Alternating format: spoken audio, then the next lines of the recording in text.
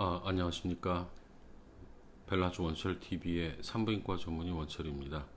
제가 드리고 싶은 내용은 우리가 제일 많이 하는 질 축소 성형, 보건 성형에 있어서 어떤 경우에 그 환자분들이 대상이 되는가, 본인이 어떤 경우에 자각 증세로 확인이 가능하고 병원에 어떤 내원을 해서 전문가로부터 확인을 받을 필요가 있느냐, 이런 얘기에 대해서 말씀을 드리겠습니다.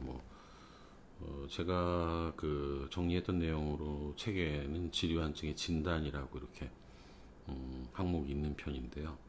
잠깐 내용을 설명을 해드리면 질환증이 의심되는 증상은 성교 초기에는 좀 질이 타이트하지만 시간이 지나면서 질 안쪽이 좀 헐겁다는 느낌이 든다. 첫 번째가. 두 번째는 남편이 자꾸만 질을 조여보아라, 힘을 줘봐라 이런 요구를 한다. 세 번째는 잠자리 중에 성기 이탈이 좀 빈번하다.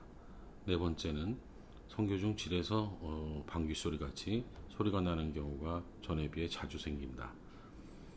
출산 이후로 현저히 좀 변화가 있고 성감의 저하가 있고 헐거운 느낌이 든다. 이런 경우가 되겠습니다.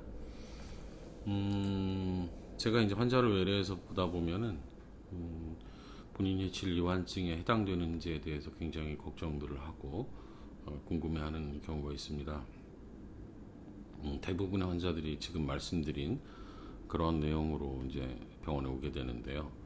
여기에 좀 제가 추가하고 싶은 경우는 잠자리를 하다 보면은 질이 점점 드러나고 질광 이완이 되다 보면 남성분들 같은 경우에는 어느 정도 이제 성교 중에 지속적인 마찰이 없다 보면 어딘가에 이런 자극을 받고 싶어 하기 때문에 추가적으로 좀 깊게 삽입하려는 그런 자세를 취하게 됩니다.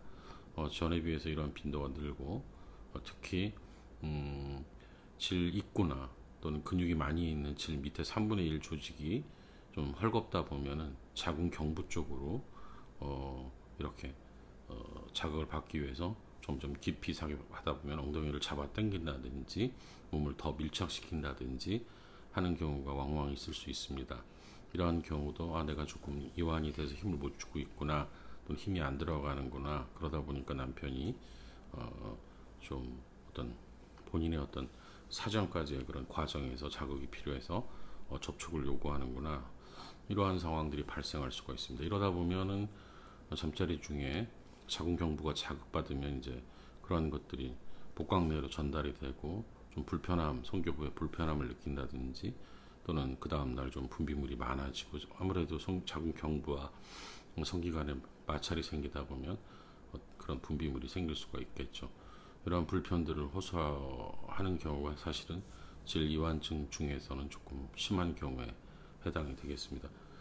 이러한 환자들이 오면은 병원에서는 되게 내진을 통해서 진찰을 하겠는데, 전에 제 방송에서 말씀을 드렸듯이 정상적인 질감은 관찰자의 손가락 2개 정도, 손가락 2개 정도의 그런 넓이를 갖게 되는데, 입구나 안쪽이 그 이상 되는 경우에 또 힘을 주거나 또는 그냥 힘을 안 준 상태에서 체크를 하고, 특히 질각 내 4시나 8시 쪽 구조물의 근육의 수축이나 이완 정도, 또 전에 자연분만을 하거나 질식 분만을 한 경우에 회음절개 부위의 어떤 근육의 단절, 전에 끊겨졌다든지 봉합 중에 제대로 이루어지지 않았는지 등을 체크하게 됩니다. 질이완증을 검사하기 위해서 여러 가지 이제 객관적인 검사들이 최근에는 등장을 하는데요. 어떤 기계를 사용하기도 하고, 지압계라고 하는 또는 회음체의 길이를 재기도 하고 하는데, 사실은 그런 많은 연구가 되어지지 않았고 그런 장비들도 표준화가 되어 있지 않기 때문에 사실은 좀 보여주기식의 검사일 수도 있습니다. 제가 택하는 최근에 이런 여러 가지 방법 중에는 꺼즈를 통해서 우리가 보통 이제 규격화된 소독이라든지 어떤 창상을 드레싱할 때 쓰는 그런 꺼즈를 통해서 질각 내에 삽입을 해서 수술 전과 후에 질각 내의 전체적인 부피, 3차원적인 부피를 어느 정도 줄이느냐 하는 과정을 생각하게 되는데, 저의 경험적인 수치로는 보통 질강이 손가락 2개 이상, 3개 내지 4개가 될 경우는 대부분 꺼지는 4장에서 5장, 6장 그 이상 되는 경우를 볼 수가 있겠습니다. 즉 질강 내 꺼져 삽입이 4장 이상 정도 된다고 하면은 상대방이나 본인이 느낄 수 있는 어떤 성감 저하나 이런 것들을 객관적으로 의미하게 되겠고, 수술 후에는 이러한 그런 꺼즈 삽입 자체가 많이 줄겠죠. 그래서 뭐 2장 정도로 평상시에 삽입이 되는 정도를 사실은 객관적인 질 이완증과 그 교정에 대한 기대치로 저는 기준을 삼고 있습니다. 치료한증의 그 자가적 진단이라든지 그런 증상, 또 이런 경우에 어떤 객관적인 평가에 이어서 마지막으로 제가 오늘 드리고 싶은 말은, 이러한 질 이완증도 이제 정도에 따라서 등급을 나누기도 합니다. 그래서 보통 이제 정상이라고 하면 크게 한 너다섯 가지로 나눌 수가 등급을 나눌 수가 있겠는데요. 정상이라고 하면은 그냥 단순히 노화라든지 그냥 성관계가 많아서 이완이 생기는 경우에 뭐 아주 경증이 되겠죠. 이러한 경우에 치료 원칙으로는 수술보다는 1차적으로는 케겔 엑서사이즈, 케겔 운동 등을 통한 골반 근육의 어떤 근육의 부피를 증가시키고 탄성을 증가시키는 시술이라든지, 또는 약간의 부족한 것이 있다면 질감 필러라든지 보조적인 수단을 쓰거나 레이저 치료를 하는 것이 되겠고요.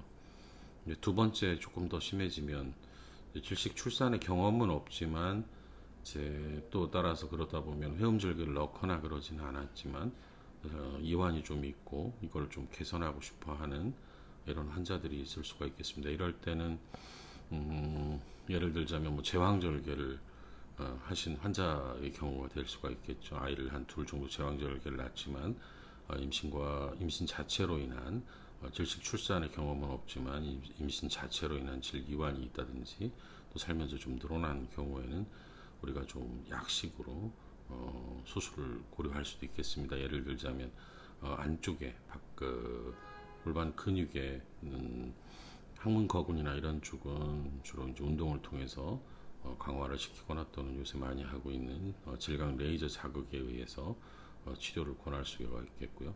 바깥쪽이 이제 성생활 등으로 이완이 돼 있다든지 하면은 바깥쪽 회음체 근육만을 좀 보강하는 시술을 할 수가 있겠습니다.